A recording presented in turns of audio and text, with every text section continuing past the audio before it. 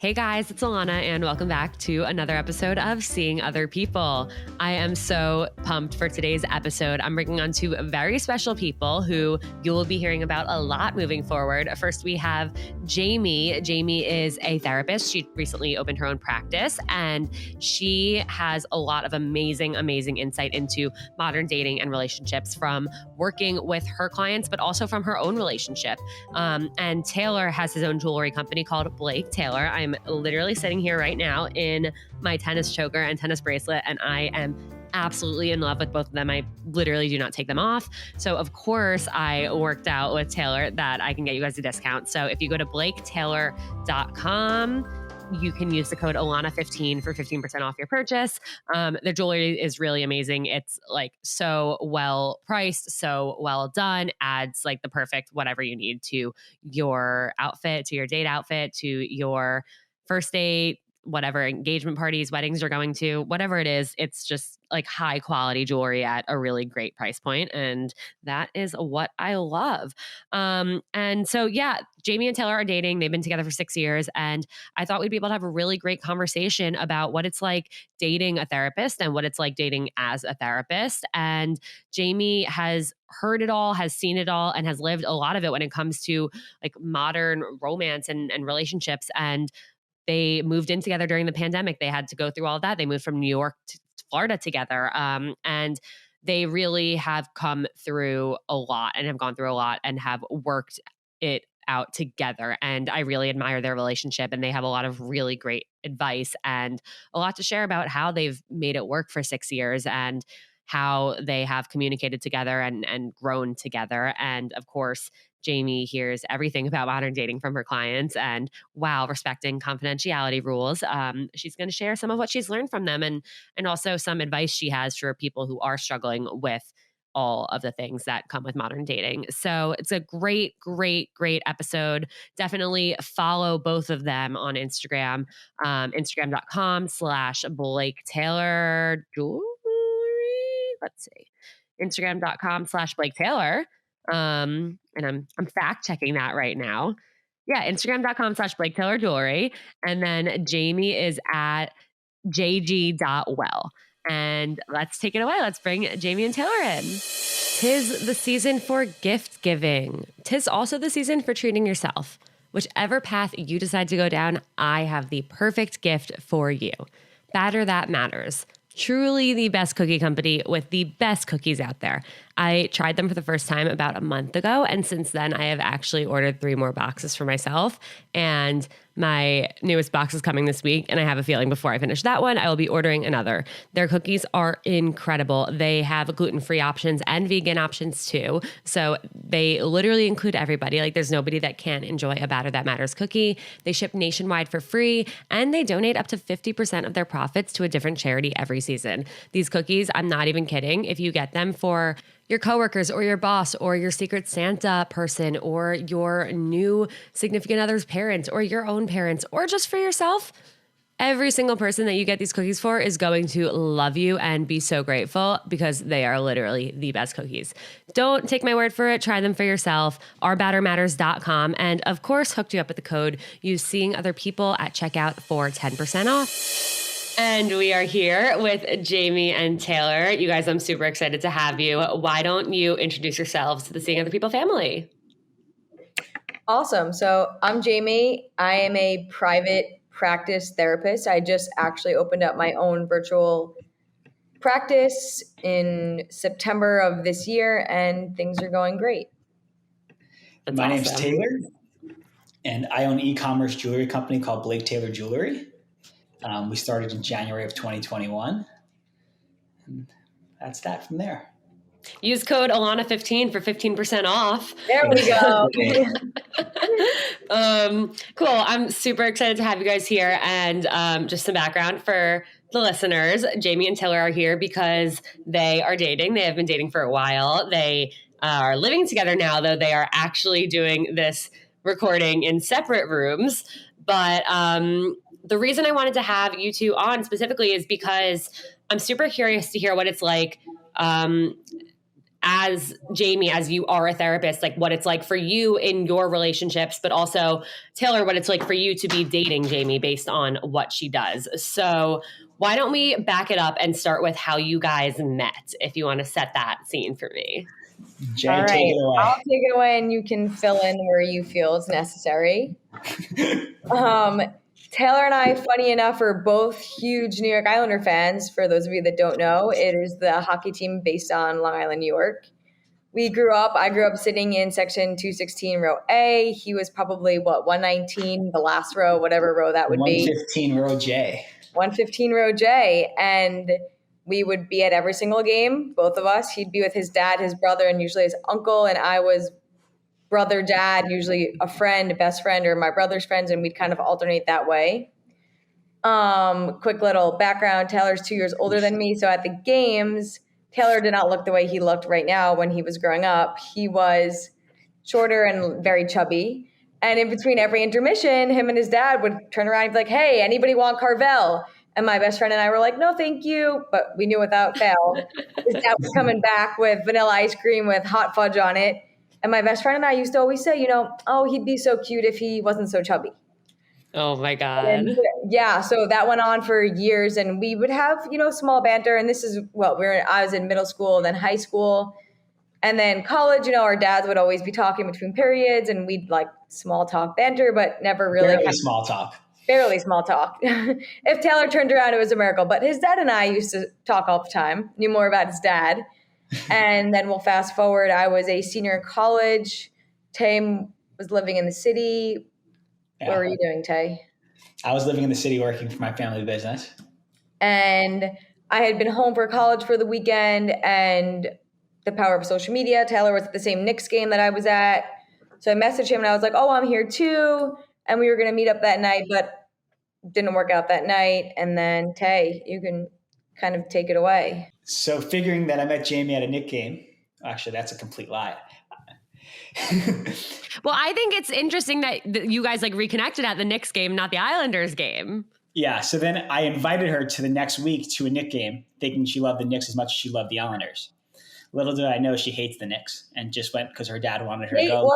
Hate is a strong word. I don't hate the Knicks, but like first date vibe, I wasn't like, "Oh my God, I can't wait to go to a Knicks game." So Jamie, I think you're going to want to tell the story of going to the game and then. Yeah, well, apparently we were doing like a little bit of like a review of our first night last night when we were just kind of figuring out small things about what could potentially come up.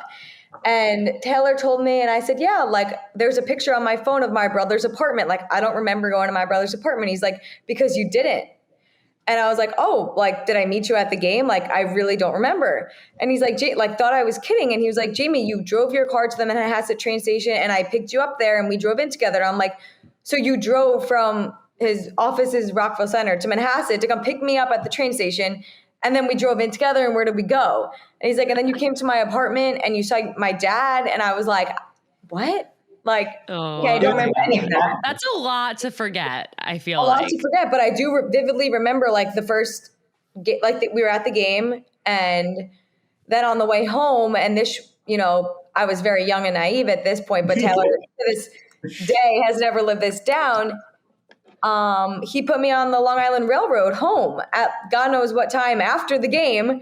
And I went out with him again the next night and me like sitting here, like almost like astonished. Like I was just so cool. I guess back in the day when I was, 21 years old, like, "Oh, I'll just take the Long Island Railroad home, like really late at night and get to Manhasset, which is like 25 minutes from my house." And like, I won't say anything to him that like probably like was a little concerning to me. Give me some credit today, though. Taylor, do you think you at least said like, "Let me know that you get home safe"? Definitely said that. And I cannot believe that I barely allow Jamie to go down to the lobby by herself now. Like, it's really funny because it was like that just happened on the first date, and hands down, Taylor has like the best manners of any boy that I've ever dated, to the point that my parents at home have like a Nest camera outside, and sometimes they'll like go on the video and they'll start laughing because we've been dating for almost 6 years and he still gets the car door for me every single time. Wow. Chivalry is alive. It's alive here. It was dead when I was 23, but now I'm 29. It's back. It's a rebirth. And your parents are watching it happen. Yes, they are. And they're very happy about it. Amazing. Well, I love that. And I love hearing, I mean, I think that's an amazing, like how you guys met and ended up dating story. And I love seeing that it's been 6 years and you're still together. And I feel like couples, for the most part, when they start dating at that young age, it doesn't last. And so I am really curious to hear how your relationship progressed. And Jamie, I feel like because of what you do, I have a feeling that your job is part of the reason that you guys are still together, because I'm sure you have like a more mature communication style and you've heard a lot about relationships that haven't worked out. And so you've kind of learned and like gotten the tools in your toolkit to kind of do the better things and communicate better and make sure that you guys are on the same page. Taylor, not to not give you credit, but communication skills are flawless. but I'm curious, I'd love to hear what aspects of Jamie being a therapist you think has actually led to relationship success. Okay, great. You want to start with that, or you want to start with the first part with Jamie's communication? Yeah. Okay. I'll start a little bit. I think when we first started dating, I was super young. I was still in college. So we actually did break up when I went back to school, just because we were in two very different places.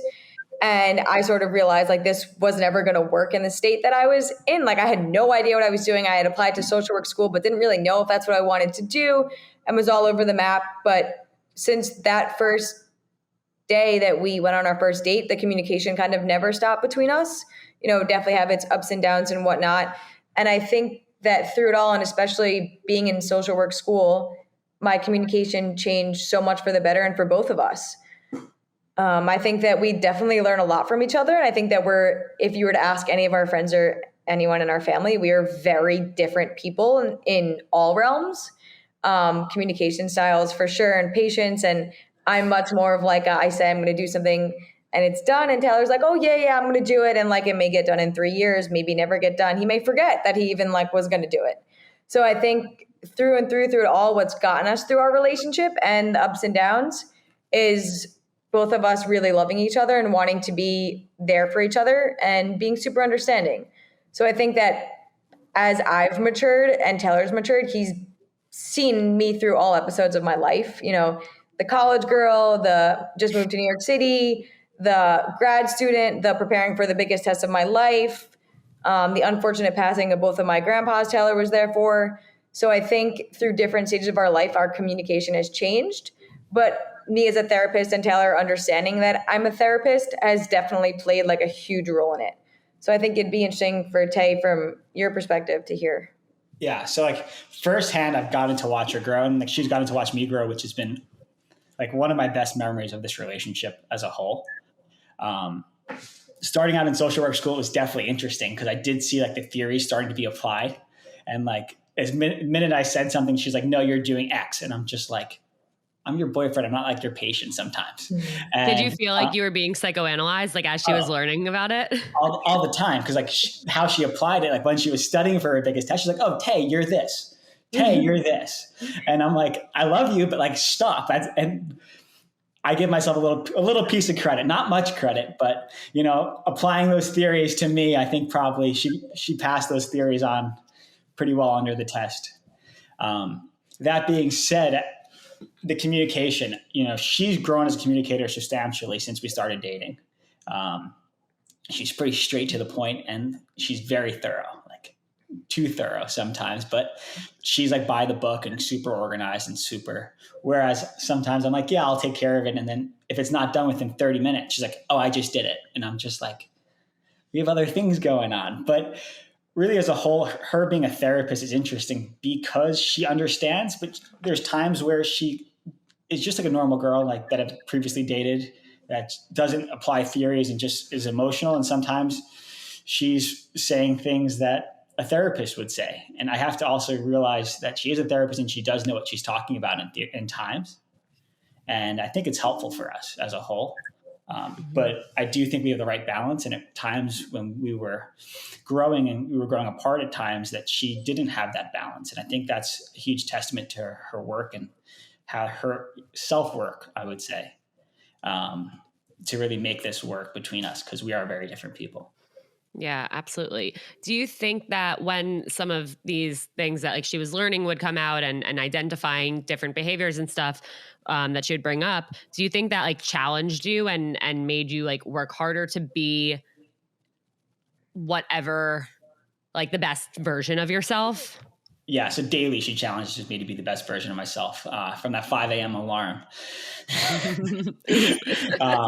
Brutal. It's brutal, but she pops out of bed every morning and I'm just like, guess we got to get out of bed. You get out of bed with her? I stay away, but yes.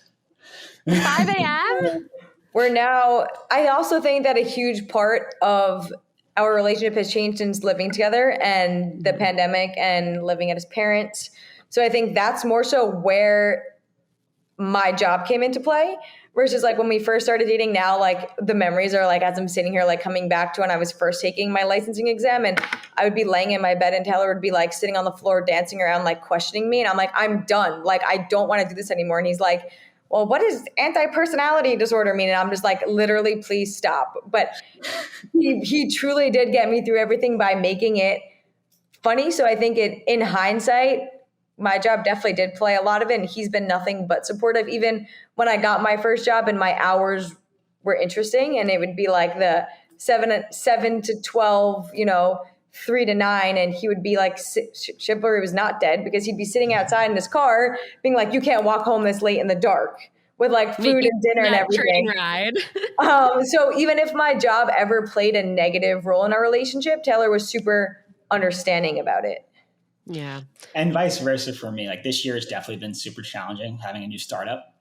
And I owe a ton of the credit and a ton of like, we like joked yesterday, like point for Jamie, but like she's got a big leaderboard over there. Like, and she's my biggest fan also. So it's definitely important. I think the balance for our support for one another for our ventures in life. Yeah, absolutely. I think that's so important. And also understanding like why behind what you each do is, I think, something that is so important. And I've seen relationships where people like don't really get why their significant other like is doing what they're doing. And I think if that's the case, like it's almost hopeless, because if someone's working really hard at something and you just don't understand why, you're going to think that they're taking time away from your relationship, or that like it makes no sense why they're doing like working so hard for this thing, when like you need to really understand like why someone's passionate about what they're passionate about and what they want to get out of it. Otherwise, like you can't really be there to support them through it.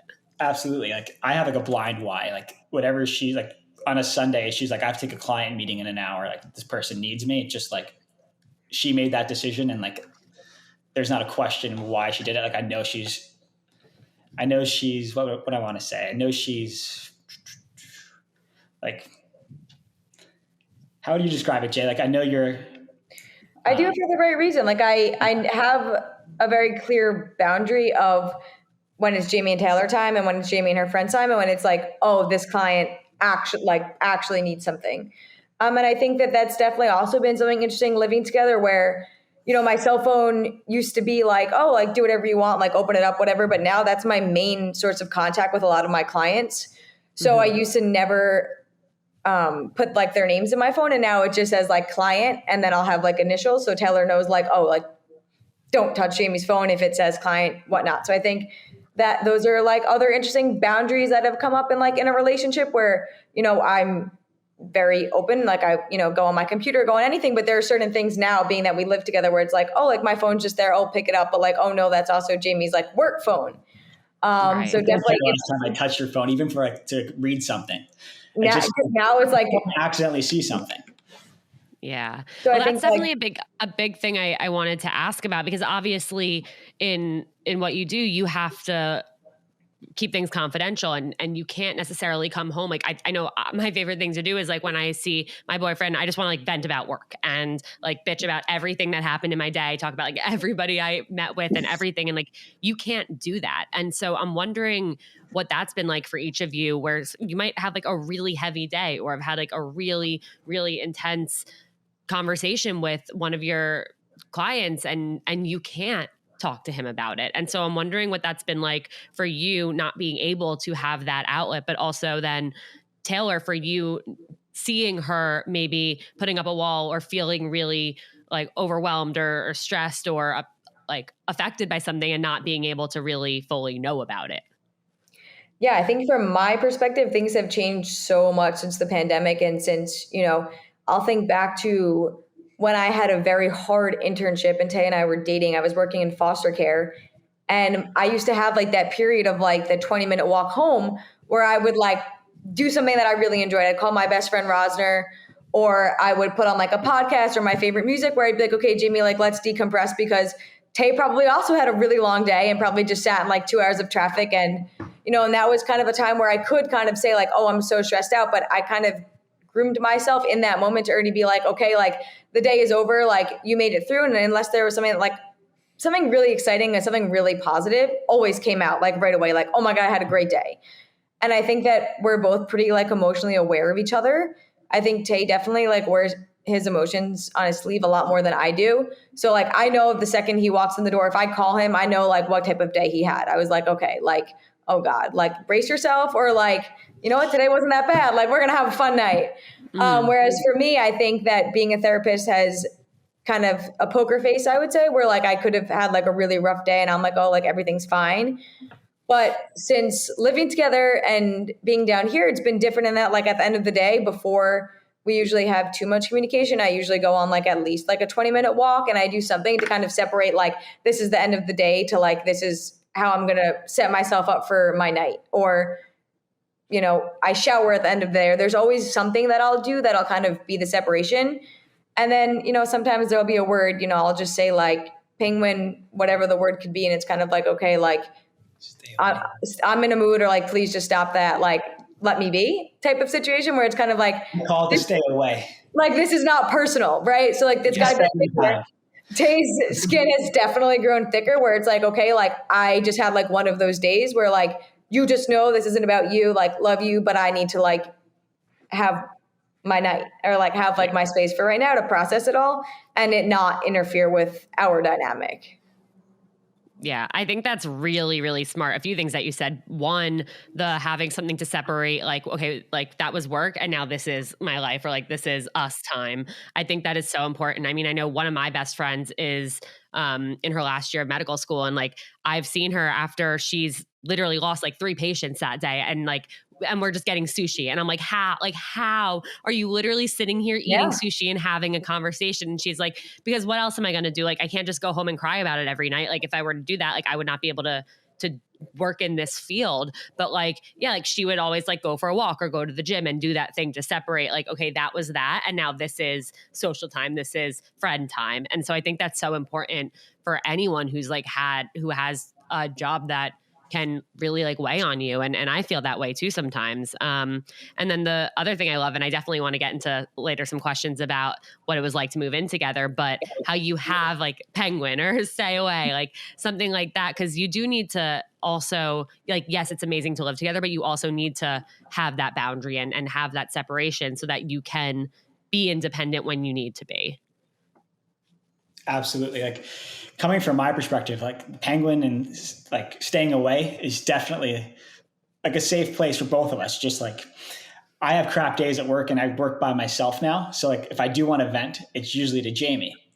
And with that being said, if she's having a crap day, it just doesn't work. And I have to figure out a different outlet. So I do pick up the phone and call one of my friends and be like, this happened. This client did this. Like, it's annoying. Like, and just bounce ideas off of them. That being said, Jamie doesn't wear her emotions on her sleeve, but you can like feel it in her words at the same time. And like, I could just tell, like being around her for so long, where like at what point she had a bad day, a good day.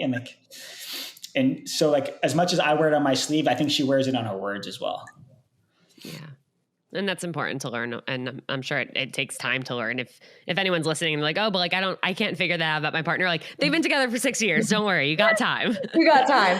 But it's also when the transition, and we were like laughing about this last night, because when we didn't live together, I definitely didn't play a therapist role for him, but I had a much larger capacity for like, okay, Tay, how was your day? And now it's like, you didn't take out the garbage. Like, I don't want to hear about your day until you take out the garbage. Or like, like we, at the end of the day, honestly, we always have each other laughing no matter what is going on, which I think definitely has kept us in this relationship for so long, and why we do really understand each other, because we definitely have like hilarious banter.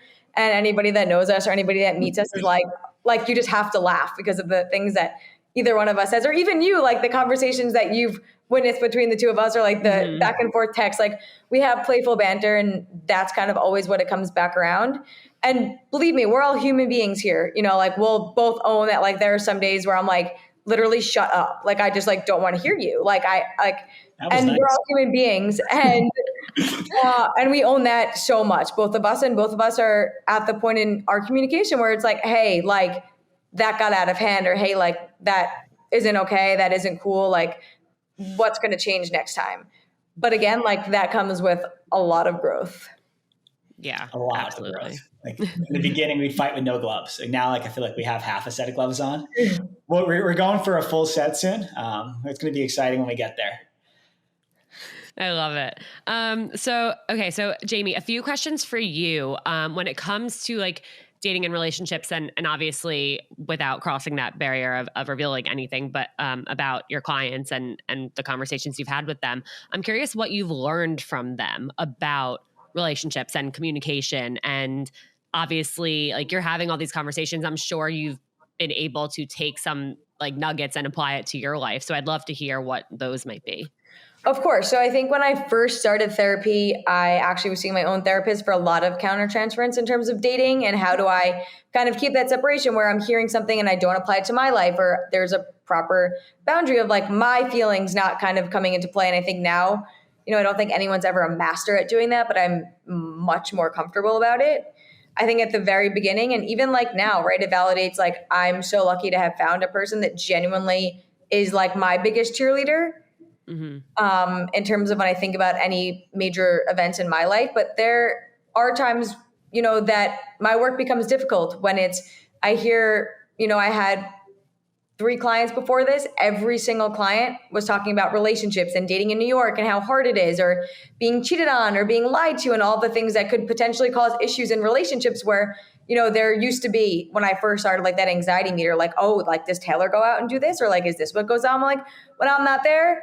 And now, looking 4 years later, it's kind of like, okay, like this has nothing to do with me, and how can I be there for my client? Mm-hmm. Being in the pandemic, it's definitely been so interesting. And this is kind of what I was saying to you last week of, there are so many different types of relationships going on right now. It's been especially interesting in the pandemic because a lot of relationships failed. And it was kind of one of those things where I had made the decision, and Taylor and I had made the decision together, to quarantine with his mom down here for a little bit. And then we ended up staying down here for a year. And it was kind of one of those things where, what if this isn't for me? What if this doesn't work? And all of these what ifs that my clients were saying to me kind of got me back into not a countertransference, but definitely questioning, my thoughts and what I'm doing. And I am in therapy, and those things did come up, and I was able to reassure and validate myself and validate this relationship, and that I am doing the right thing. But it's definitely difficult for me to not be in the dating pool and hear what people are going through, because it is really difficult right now. It is really hard to put yourself back out there. And I hear a lot from my clients of the pressure, of the external pressures to be in a relationship, or parents saying, you're 27, 28, why are you not dating? Are you dating? Who are you dating? And definitely being vulnerable and putting yourself out there is something that people, and my clients in particular, kind of being in their 20s, are struggling with. I do also work with male clients who say the same thing, where they have difficulty, going up to a girl or approaching a girl, and the way that it used to be. And a lot of people are using the dating apps, and a lot of them unfortunately aren't being, feeling the success rate as high as to when it used to be 2 years ago when I'd go out with all my friends and it was so much more natural and I want to meet somebody organic. So it definitely goes down that winding road, and I definitely am more of like a goals oriented person. So in terms of relationships and dating, I will also challenge a client to say, well, what would it look like if you went up to him first? Or what would it look like if you went up to her first? Mm-hmm. And what is the fear in that? And that is definitely a process that then comes back to them identifying their own strengths and weaknesses in terms of dating. Yeah, for sure. I think you mentioned a lot of really good things there, and things that I hear people stressing about too. And it is so hard. And whether or not like you're able to put yourself in their shoes. I mean, of course you are, but like as somebody who's in a relationship, to hear all of these different things. And I experienced it now too, because I was single for so long when I was doing this. And now I've been in a relationship for 8 months. And I almost feel like, okay, well, when I'm talking to people who are single and struggling, like I want to make sure that they know that I do get it. Like I have been there and I do understand the struggles. And even if I'm not struggling with it right now, like I am here for them and I am here for them in it. And I feel like that's something that you probably can relate to. But that is a good point though, because I also do have clients, just so if we can kind of tie it all in, like yeah. I have so many clients that are bringing up this idea, like they feel like they have no friends. You know, they have plenty of friends. They can tell me about all the plans that they have and all the plans that they don't have. And it's the idea of just relationships in general, not romantic relationships, right? Like at the end of the day, like Taylor's also my best friend. He's not just my boyfriend. Sorry, Courtney. I think that the idea of relationships has been skewed in the pandemic. Yeah. I'm curious what led to you guys deciding to quarantine together and then get your own place together, and what were some of the, I guess, growing pains you experienced in that? Because like you said, like there are so many relationships that like you guys are already laughing. There are so many relationships that didn't make it through the pandemic. And I have friends who decided like, okay, I'm going to quarantine with my boyfriend, with my girlfriend. And then they broke up. Like it was too soon and it did not work. And I know they're still sitting here like kicking themselves in the ass being like, well, maybe if we had like waited, it could have worked. We just weren't ready yet, but who knows? Because you don't know what you don't know. So I'm really curious to hear about that experience. Jay, why don't you start with the beginning of quarantine and then I'll pick up when we came to Florida. All right, fair. So when March 8th, I'll never forget the phone call. Oh, this is a great story. So I'm actually going to hop in here for a second. So March 8th, I'm sitting at my desk. And that's early. March 8th is wait, early. Jay, you're going to forget something though. I don't know if I'm coming to pick you up. No, but like the whole okay, you do your part and then you go first then. So I had been training really hard for this half marathon that I was running on, my 20th? I was going earlier than that. My 26th birthday. No, I'm going to bring it back to that. Okay. On my 26th birthday, and it was like the morning of my birthday, and then we had all these plans. We were going to come back, and I had this whole birthday party planned, and my birthday's on March 14th, just so it's relevant. And so we can all celebrate next year. So it's March 8th, and what happens? She calls me and says, this thing called COVID's coming, and they're going to shut us down in the city, and I'm going to be stuck here by myself because my brother works on Long Island, you work on Long Island, and my family's on Long Island. I've heard rumblings of COVID previously through my networks, and I was just like, you know what? I'm fortunate to have my family's home like 15 minutes away from my office. I go, I'm going to come pick you up. I had like a light afternoon. I said, I'm going to come pick you up. We'll go to Long Island for a week. We'll see what actually happens. Little did we know those were going to be our last nights in New York. So I went back to my apartment. I got bagged for a week. Picked Jamie up. She got a bag for a week. Much less dramatic than what actually went on. So I appreciate it was a lot worse. I called him like frantically being like, they're shutting down the tunnel and I'm going to be stuck here by myself. I called my dad and had the same conversation. I'm like, they're shutting down Metro North. They're going to close the roads. Like, I need to go home now. I don't even call my parents or my brother first. I call Tay because I'm like, I know Tay's going to be frantic and manic, and he's going to, whatever he's doing is not going to be that important. And he's going to leave work and come get me. So come get Jay. And then March 14th was the marathon? Yes. Okay, so Jamie's been training very hard to run this marathon, and on March 13th, I decided to cook her dinner. So wait, we're at home. We're at my parents' house now. My parents we're super tight family. My brother's home. We're all home having like a great time. This is going to be such a fun week. You know, it's just like, oh, like this is fun, like a little family time, but like it was only supposed to be a week. Yeah. So Tay comes over and like I was training pretty serious, and like if I am going to do something and I'm committed to it, like I commit to it fully. So, you know, my parents were at this point of just like, okay, Tay, like you're in charge, you cook her dinner because like if something goes wrong, we want nothing to do with it. Lo and behold, you know, Tay cooks me dinner. and all is great. And I was like, I'm going to get into bed early and have like my beautiful night's sleep. And Tay's going to go home and he's going to pick me up like sharp, like 5 a.m. and we're going to drive. Yeah, no. So that did not happen. I ended up getting horrible food poisoning. And at that time, we didn't know if it was food poisoning, this COVID thing's around, like who knows what's going on. Oh my God. My mom was like in the bathroom with me all night. Like I was really unwell and I'm texting Taylor, you gave me food poisoning. I've been training so long. That's nice text. It wasn't that nice. Wait, I'm freaking out because your mom like tapped out of cooking because she was like, I don't want to be responsible for anything. Completely tapped out. Taylor was like, I got this. Like, no worries. Like, what did you cook? Steak. And I haven't had a piece of red meat since that day. Oh my God. Anyway, so the whole quarantine thing goes. So actually, I'm so set in my ways. Tay came to pick me up that morning and my parents are like, you're not running this half. My mom was just like, you're not going to run this race. And I was like, oh, watch me. I'm going to the race. Like she was just up with me all night. She's like, we're not coming. Like, this is not happening. Like, just like accept it. Like you're not going to run it. And so, I tell Tay, come pick me up. We're going. Tay drives me all the way there. We get there and I'm like, he goes, gets my number, my PIN. I'm like, this is still happening. And then like, all of a sudden I'm like, yeah, this is just not happening. I was like, I was like, this is just really not happening. Like I'm going to be throwing up the whole race like this. So we get back in the car and I'm like beyond devastated to the point that I then have him drive me. This is how supportive he is. He drives me to a different location where I say, I'm just going to try to run it on my own in case I have to like start vomiting.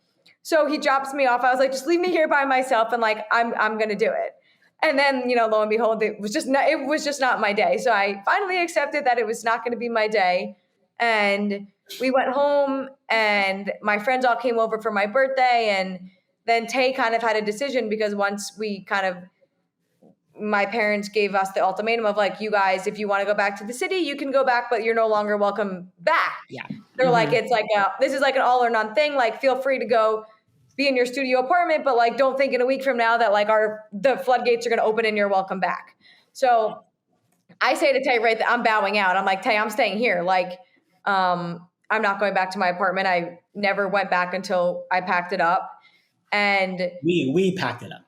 We packed it up. And he packed it up. Tay packed it up. And then Taylor kind of was also put in an interesting position of he goes into work every day because he was working in a factory. And my dad is very close with Tay and very close to both of us. And they're kind of like, Taylor has to make a decision too. Like if he wants to come here, he can't go to work. Yeah. So Tay can kind of walk through what that was like for him. I can't believe I'm saying this, but you guys, it's December. We made it through 2021. This year has been insane and incredibly stressful and overwhelming and busy and filled with high highs and low lows. And now it's time to rest and relax and kind of give ourselves a little break from the madness that has been 2021. And my favorite way to rest up is with the help of Mindset Wellness CBD's Rest Gummies.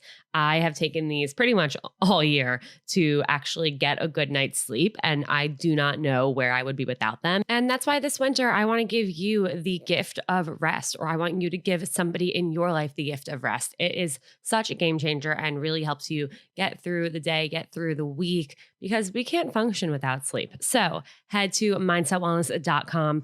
Fill up your cart with the Rest Gummies. Not to mention, they taste incredible. They are gluten-free, they are vegan, they are non-GMO, they are organic. And if you use code Seeing Other People, you get 10% off and free shipping. Mindsetwellness.com. Let's get back to the episode. I was going to work more of like an admin role, like to just take care of our staff. Like they weren't there, but it was more or less like paying their bills, doing what we had to do, as I was in line to be a factory owner. And for my profession, I was working with my family. It was just like, I cannot not go into the office if need be. So I made the decision just to live in my family's house, Long Island, which was like 20 minutes from our office with my dad. And he was going to work also. Like, so I was basically only exposed to him, but being not in her household, I was on the outs. I was outside. I didn't come in. I think we saw each other once, maybe like in a park. I didn't even come like 10 feet close to each other. Like it was, yeah. she was so my parents like took it real serious. It was like a fortress. Like no car keys. I wasn't going anywhere. So it was definitely really hard because we didn't really know like, when is this ending or like what is happening? And then Tay left his family business and went off on his own and decided that he was going to go down to Florida to see his mom for a bit. And after I got the first dose of the vaccine, I was like, you know what, like it's time. Like I kind of made the executive decision of, said to my parents, like I have the first dose, like I'm going down there. And there wasn't really a plan of like what was going to happen when I came back. It was kind of just like I don't know, are they going to let me in the house? Like, if I show back up, like what's going to happen? Like we didn't really have much of a game plan, but I was like, okay, like this is enough. We had the game plan of her coming for a week. She was coming for a week. My mom was a little freaked out. I'm like, Ma, she's fine. She's got her first vaccine. We didn't really even know about a vaccine at the time. I'm like, she's coming. Like I missed her to death. And I was like, she's coming. So this was about like January, February 2021. This was December, right? No, December, I came down in December. You came down in like January. January, yes, late January. Yeah. And then 1 week turned into kind of like 2 weeks, which kind of turned into like 3 weeks. And then I had to go back for my second dose of the vaccine. So I was like, oh my God, I need to leave. I was like, I have this appointment. I need to go back for it. And mind you, everybody listening, Taylor and I had never lived together yet. So not only did we never live together, we're living in like his mom's house in a completely new state, in a completely new environment. And I had known his mom from growing up, but by no means were we like biffed out. Like we weren't like going, we didn't know each other that well. And I'm not really like, I didn't really know. None of us knew what we were signing up for. So Tay, you can kind of shed some light on what that was like for you. I've learned that me and Jamie both need 2 cars. I've learned that I can no longer share a kitchen with my mother. What else did I learn? Mind you, I also needed a space that was private for my sessions. Yeah. So there was definitely a few harder discussions in the beginning where I'm like, oh, I'm a therapist, I can't have noise throughout the house. I can't have people just like popping in to say like, oh, you want to go on a walk, or like, hey, what do you want for dinner? And my schedule is not really like a normal 9 to 5 schedule. So some nights it'd be like, oh, like Jamie's working. And in the beginning that was like offensive, where like, oh, I wasn't like gonna all have dinner. Like we all don't really like leave the community in the house. So we kind of like dinner time is like, oh, everyone gets together. And I was like, Tay, like I have a session. Like you have to have my dinner on the table, 6:45. I was like, if they want me to be there, like we're on a schedule here. I relate to that more than you know, because when I am home at my parents' house, which I am at right now, it's like we have family dinner together every night. And sometimes I'm like, okay, but I have a recording from like 6:30 to 7:30. My mom's like, well, I don't want to eat at 6 and I don't want to eat at 7:30. I want to eat at 7. I'm like, I can't do that. Like, and it becomes this whole big fight. And like, you're right. Like it does come off as an offensive thing, even though it's literally not at all. It's literally like, I was like, Tay, like this isn't like a personal thing, but it's also not my family. So I'm like, Tay, like, so if you want me to say it, or like if you think there's a better way to say it. So that kind of went on. And then I came back to New York and I was like, well, Tay, like, what is going on? Like, what are we doing? Because again, like there was no like real game plan. We didn't, have anything definitive. And then lo and behold, Valentine's Day was like the next weekend.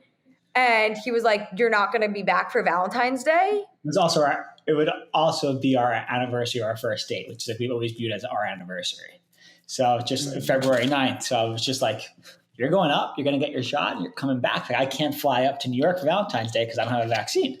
Right. Played that card because I was kind of tired of New York at the time. Like I was like ready to be out in a new state and like try something new. And then she came back for Valentine's Day, planning to stay another week and a half.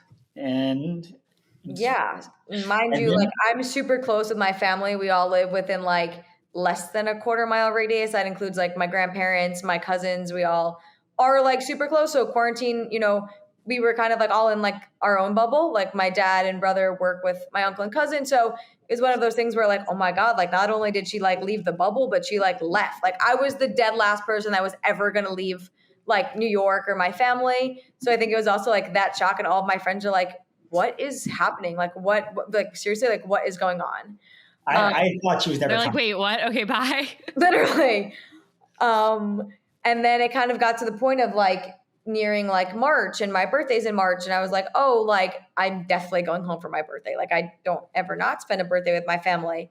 And funny enough, Tay and I were going to, now quarantine had kind of like lightened a little bit, and we were going down to go see one of my friends that was down here in Florida with his family. And on the way, we like had stopped to go visit one of Taylor's friends, who everyone can be aware of. Taylor's communication skills in terms of making plans are extremely poor. He's not very good at like following up and like communicating that like I'll be here at this time and this is the expectation. It's kind of just like, oh yeah, this person said this was cool, so like I'm sure it's cool. Like that is just not how communication works at all. So we show up. Back. If it happens, it happens. If it doesn't, it doesn't. But he doesn't. But he leaves that part out to me. So I'm like all ready, like to meet his friends. And we show up to the apartment, and she's like, "Oh, I'm not home. I'm at a pickleball tournament." So I'm like, "So what are we doing here? Like, why did we make this stop? Why did we leave 2 hours early?" Anyway, the two of us and Taylor being who he is, he's like, "Oh, we're gonna have a great time. Like, let's just go pretend like we're looking at apartments." Like, of course, he always makes the best of the situation and makes light of it. So here we go, the two of us on like a Sunday at noon. We just start walking into random buildings, and nobody we have no clue where we are. We have no idea where we are. Nobody wants to give us a tour. They're like, no, we have appointments. Like you don't just like walk in and get a tour. Like we can see you. It's like probably 11 o'clock. We can see you at 2. And I'm like, oh, like Taylor, I'm not sitting here. Like that doesn't work. So we're walking, and like, mind you, it's Florida in the summer. It's really hot. And Taylor points to a building. And he's like, let's go over there. It was in March, whatever, Taylor. It was hot. It was still hot. It wasn't the summer, but it was still hot. Florida hot. And he's like points to something that's like 3 blocks away, like think city blocks, because they're not like blocks here. And I'm like, no, too far. Like, I don't want to go to that building. Like, let's go to the one right here. And we go into the one right here. No showing. Sorry. So Taylor wins and we walk. He doesn't win a lot, but he won. And we walk over to this other building and we walk in. Beautiful building right on this water. We still have, mind you, no idea where we are. We walk in and we're like, hey, like, can we see an apartment? We're really interested in like moving here. And the girl was like, sure, like, give me 5 minutes. So I'm already like a little bit suspicious, like 5 minutes, like it's like 11:45 now, like on a Sunday. So we viewed every single apartment just for the fun of it in this building. We found out that it was actually the girl's first day showing the building. And that's why she was like so ecstatic at noon to like show up. And I look at Taylor and I was like, hey, like, I'll make like a nice deal with you. I was like, if we sign this lease right now, I'll stay in Florida. But if we walk out this door, I'm going to New York on Monday and I'm not coming back. Wow. Yeah. And now you're living in this apartment. We're currently sitting in this apartment that is so crazy. That statement in. We didn't speak to anybody. We haven't spoken to my parents, her parents. I sent my parents and in my group chat with like my grandparents, my cousins, like a picture of Tay and I signing the lease. And like, I was getting back like crying face emojis, like, haha, you guys are so funny. Like you have nothing better to do than like play a joke on us. And I was like, no, why does nobody think I'm being serious? Signed the lease on Sunday. We moved in on Wednesday. That is insane. Yeah. We're still here. And we're still here and we're still together and we're very happy. And I never thought I would have loved Florida. And we had this conversation a few weeks ago where home is kind of where we are. Mm-hmm. Yeah. Well, I love that. And I think obviously you guys went through so many like periods of unknown and not knowing like, are you going to be able to see each other? Are you going to be able to see your families? Like what's going to happen? And obviously you work together to make the most of it. And I think that's like why you're still here together today in this apartment in Miami. And I think that's really cool. I mean, obviously it's been such a difficult time for so many people, whether they're on their own or in relationships or getting in and out of relationships. And you guys really were able to support each other through all of the question marks and all of the, okay, let's go here for 1 weeks. And I think that's really cool and like amazing and really speaks to how, despite Taylor's communication issues, how you guys communicate with each other. So before we go, I want to hear from each of you just throughout your entire relationships and everything you've learned, like what advice would you give to anyone who is like getting into a relationship or they're maybe at like the 1 year mark or just like general, like how did you guys get to where you are now? Like what were the main things that really helped you make it work? Yeah. I mean, from my end, I can say that like I wake up every day and I'm thankful that Tay's my biggest cheerleader. It doesn't matter if I'm absolutely like at my worst. or, at my best, like he's always there through and through. It doesn't matter like what the situation is, like I mentioned earlier, it didn't matter if it was me studying for these exams, if it was me, I don't know, professional wise, what I'm doing, or, the passing of my grandparents, or I wanted to go run a marathon during quarantine in the pitch black at 5 a.m. And there he was in his car with his headlights behind me, cheering me on, like, go Jamie. There's nobody else that even knew I was running the marathon. It was just Tay and I on the streets in the pitch black. And here he is like with water. And at one point there was like a policeman that pulled him over being like, what are you doing? And no matter like what my crazy idea is, no matter what this crazy idea is, Tay is always like, okay, like, let's make it work. Like, how are we going to make this work? Like, you want to do this? Like, that's what it is. So I think it's really understanding your partner and really always being supportive and listening. I think the biggest thing for us is listening and giving the other person an opportunity to speak, where it's like, hey, like, no interruptions until I'm done. Like, this is how I'm feeling. And understanding that although maybe he didn't mean to make me feel this way and I didn't mean to make him feel that way, that's not in the other person's control. And sometimes I'll say, Tay, like, I'm upset right now. And, that may not have been your intention, and it's not your control whether or not you make me upset or you don't make me upset. That's a me thing. But we need to figure out, why am I so upset, or like, why am I so impacted by this? And we sit and have the hard discussions, because if you don't have the hard discussions, it just won't work. And we learned that when we didn't have the hard discussions, that it was not working. So I think it's also being patient with each other, and both of us starting our own businesses. Like, there definitely has been a lot of extra stress right now, and the stress of, people being like, oh, like, when are you guys coming to New York? And at the end of the day, we always come back around to like, we're doing what's best for us. And if you're happy and I'm happy, then we're happy. So it's kind of viewing the relationship as like, this is we are a team. And if like one of the team members is struggling, then the whole team is struggling. So if you kind of take that perspective, and it's not easy, and I'm not going to sit here and say that it's easy, because we all have our days and we all have our moments, but we always come back around to that idea, and the idea of, we always try to make each other laugh. We don't even try to make each other laugh. It really just happens sometimes, and it's belly laugh, and it's so funny. And those are the moments and the times that like make us come around to like our why. So that's from my end. Tay? How do I follow that one up? Honestly, exactly. That's usually how it works. She's better. She's a better athlete. She's smarter than I am. Better at dealing with food poisoning. She's not a bad education. He's getting there, though. The one thing I think she missed was like dating your best friend. Like, we spoke about it earlier. Like, since day one of meeting Jane, like, not meeting, but going on our first date, I would say, like, I always knew she was going to be a huge person in my life. I didn't realize how big. Actually, I did. I wanted it since the first date. I wanted to marry her since my first date.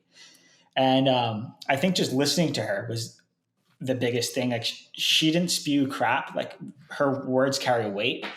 And if I just listen and I don't respond back by an excuse or saying that I'm going to do it, or I'm going to do X, I'm going to do Y, I just actually go, she loves action.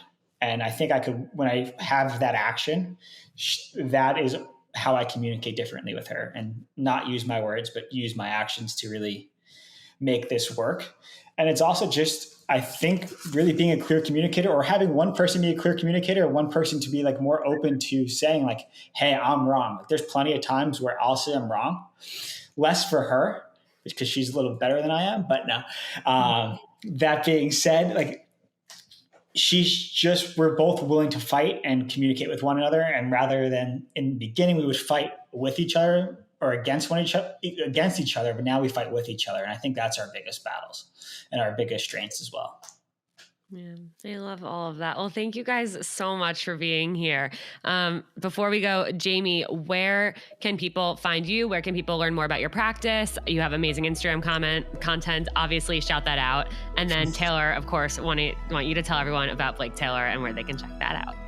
Awesome. Of course. Thank you for having us. We absolutely adore you, and we adore what you're doing, and we think it's amazing. And to find me on Instagram, it's jg.well, and my website is jg-well.com. And then to find me, our Instagram is @BlakeTaylorJewelry. We are a fine and fashion jewelry company, as well as concierge jewelry company. We do engagement rings and bridal as well. And our website is BlakeTaylor.com. And just thank you so much for having us, Alana. It was great. Yay, thank you. And to everyone who listened, thank you so much. Definitely follow both of them. You'll be seeing me sharing a ton of content. You'll be hearing more from Jamie on seeing other people, and we'll talk to you guys next time.